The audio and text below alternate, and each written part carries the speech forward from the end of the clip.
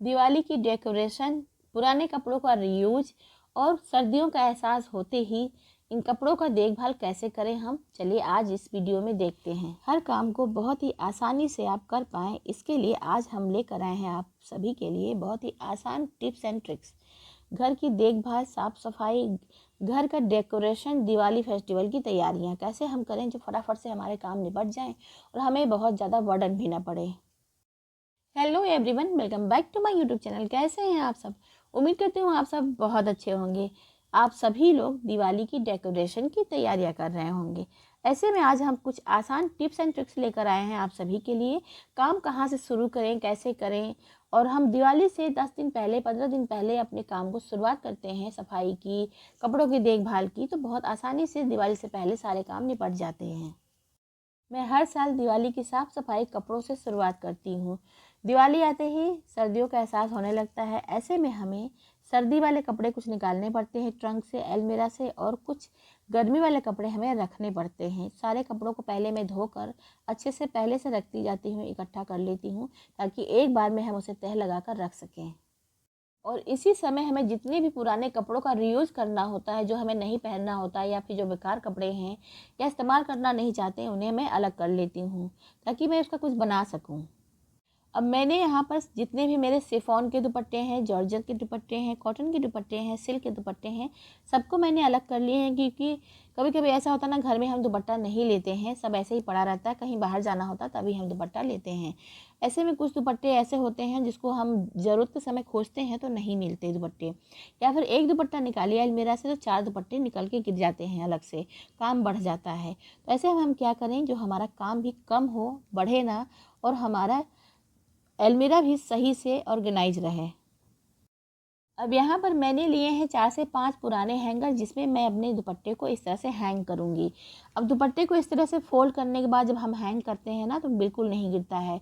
जब भी ज़रूरत पड़े तो आप इसे निकाल सकते हैं एक एक करके दुपट्टे। तो देखिए, इस तरह से फोल्ड करेंगे और इसे टक कर लेंगे हैंगर में।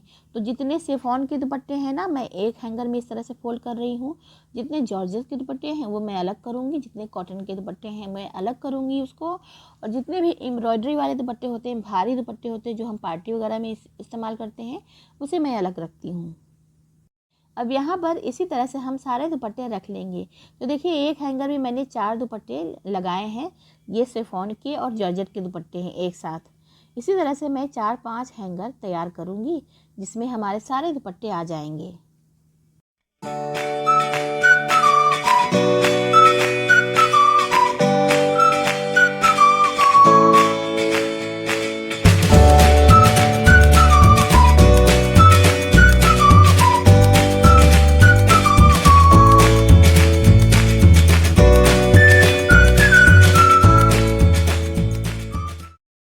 इतने सारे दुपट्टों में कुछ दुपट्टे मेरे नए हैं, कुछ दुपट्टे मेरे बहुत पुराने हैं जिसको मैं बहुत ही कम इस्तेमाल करती हूँ।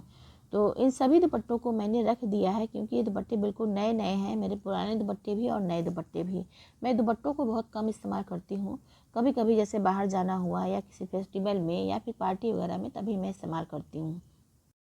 सारे दुपट्टे हैंगर में मैंने हैंग कर लिए। 4 से 5 हैंगर तैयार हो गए दुपट्टों से। कुछ दुपट्टे ऐसे होते हैं एम्ब्रॉयडरी वाले जो बहुत हैवी होते हैं, भारी होते हैं, जिसको हम हैंगर में गांठें लगाकर नहीं रख सकते हैं, तो उसको मैंने इसी तरह से टांग दिए हैं। कुछ दुपट्टों में मैंने सिर्फ गांठें लगाई हैं ताकि गिरे नहीं, बहुत आसानी से निकल जाते हैं इस तरह से अगर आप हैंग करके रखते हैं। अब मैंने कुछ साड़ियाँ भी निकाली हैं जो बहुत पुरानी साड़ियाँ हैं मेरी, 1 या 2 बार ही पहनी हूँ मैं। मैंने जो साड़ियाँ निकाली हैं ना, सिर्फ 2 ही 3 साड़ियाँ निकाली हैं इसे सिर्फ देखने के लिए, ताकि मैं इसे पहन सकूं। और इसे पहनने से पहले मैं इसको पहले धूप में दिखाऊंगी। जो ट्रंक में रखने से हम फुनैन की गोलियां रखते हैं, उसकी स्मेल आती है इन कपड़ों में, वो कपड़ों में स्मेल ना आए, इसलिए पहले हम इसे धूप में दिखाएंगे। अगर मुझे ज़रूरत पड़ेगी तो मैं इसकी लॉन्ड्री भी लगा लूँगी, साफ करने के बाद ही पहनूँगी। अब ये बनारसी सिल्क की साड़ियाँ हैं, सिल्क की साड़ी है, कांजीवरम सिल्क की साड़ियाँ हैं। तो मैंने सिर्फ 2 ही 3 साड़ियाँ निकाली हैं अभी। और इन साड़ियों के ब्लाउज़ तो मेरे होंगे ही नहीं, बहुत पुरानी साड़ियाँ हैं मेरी, 20 साल पहले की साड़ियाँ हैं। तो अब मुझे या तो कंट्रास्ट ब्लाउज इस्तेमाल करना पड़ेगा या फिर नए ब्लाउज सिलवाने पड़ेंगे। ऑनलाइन ब्लाउज़ के गला बहुत बड़े होते हैं और ये लेंथ में बहुत छोटी होती हैं ब्लाउज़। तो मुझे ऑनलाइन ब्लाउज़ मंगाना बिल्कुल पसंद नहीं है, क्योंकि उनकी लंबाई बहुत छोटी होती है, गले इतने बड़े होते हैं जो मुझे बिल्कुल पसंद नहीं है ब्लाउज़ में। पीछे साइड, बैक साइड में जो गला होता है ना, बहुत ज़्यादा बड़ा होता है साइज़, वो साइज़ मुझे पसंद नहीं। मैं थोड़े से नेक बहुत ही छोटा पहनती हूँ, और ब्लाउज़ की नेक बहुत बड़ी साइज़ होने पे ना बड़ा ही अजीब सा लगता है, अटपटा सा लगता है। और ब्लाउज़ की जो लेंथ होती है ना, काफ़ी बड़ी मैं पहनती हूँ, इसलिए ऑनलाइन मुझे मेरे हिसाब से ब्लाउज़ नहीं मिलते। तो मैं कपड़ा लेकर ही सिलवाऊँगी इन सब के साड़ियों के ब्लाउज़। और फिर अगर मैं ब्लाउज़ सिलवाऊँगी तो मैं आपसे ज़रूर इसका वीडियो शेयर करूँगी। अब देखिए, मैंने सारे कपड़े रख लिए हैं। अब इसको मैं अलमीरा में या फिर ट्रंक में रख दूँगी। जो कपड़े पहनने होंगे वो मैं निकालूँगी, जो नहीं पहनने होंगे उसे मैं ट्रंक में रख दूँगी। अब ये सर्दियों वाले कपड़े बाहर निकालूंगी ट्रंक से, और गर्मी वाले कपड़े हम ट्रंक में रख देंगे। तो बस हर सीज़न के हिसाब से हम कपड़े रखते हैं और निकालते हैं। ये सारी तैयारियां तो पहले से करनी होती हैं। विंटर्स के कपड़े तो बहुत हो जाते हैं, जैकेट होते हैं, उलन कपड़े होते हैं, बहुत सारे कपड़े हो जाते हैं। और समर्स में कपड़े बहुत कम होते हैं, और समर्स में कपड़ों की रख रखाव, देखभाल करने की भी ज़्यादा ज़रूरत नहीं पड़ती है, जितनी हमें विंटर्स के कपड़ों की देखभाल करने की ज़रूरत पड़ती है। इन साड़ियों को मैंने 1 या 2 बार ही पहना होगा, तब से रखी हुई हैं, आज बीसों साल से पड़ी हुई हैं। अब पहनने पर पता नहीं ये फट जाएंगी या फिर चलेंगी, ये तो देखना पड़ेगा मुझे। जितनी भी कलेक्शन मेरे पास साड़ियों की है ना, मैं आपसे ज़रूर इसका वीडियो शेयर करूँगी। बहुत हैवी साड़ियाँ हैं जो मैं कम पहनती हूँ, सभी साड़ियों का आपसे वीडियो शेयर करूँगी। अब मैंने यहाँ पर पुराने सोफ़े की कवर का रीयूज़ करने के लिए सोचा है। बहुत साल से पड़ी हुई थी, मैं इसका इस्तेमाल नहीं करती हूँ। तो मैंने सोचा क्यों ना मैं डाइनिंग टेबल की चेयर की इसकी कवर बना लूँ। इस तरह का सोफे का कवर बहुत मजबूत होता है और बड़ा ही अच्छा लगता है, ये मखमली सा। इसका आप कई सारा यूज़ कर सकते हैं, कई चीज़ें बना सकते हैं, जैसे कि पिलो कवर बना सकते हैं, बैग बना सकते हैं, डाइनिंग टेबल की चेयर की आप कवर बना सकते हैं, जैसे कि मैंने बनाए हैं। इसको बनाना कैसे है आगे वीडियो में देखिएगा फ्रेंड्स। अगर आपको ज़रा भी पसंद आएगी मेरी वीडियो तो मेरे यूट्यूब चैनल को लाइक, शेयर और सब्सक्राइब कर लीजिएगा। बिल्कुल सब्सक्राइब करना फ्री है। साथ में बेल आइकन क्लिक कर लीजिएगा, इसमें नोटिफिकेशन सबसे पहले आपको मिलेगी। तो चलिए हम वीडियो स्टार्ट करते हैं। कवर कैसे बनाना है वो देखते हैं। यहाँ पर सबसे पहले हम पुराने सोफ़े के कवर का रीयूज़ कैसे करें।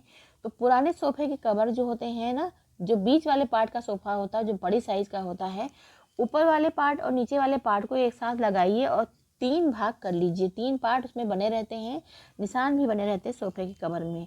अब 3 पार्ट को जब हम कर लेंगे ना, तो हमारे 6 पीस तो ऐसे ही तैयार हो जाते हैं 1 मिनट में।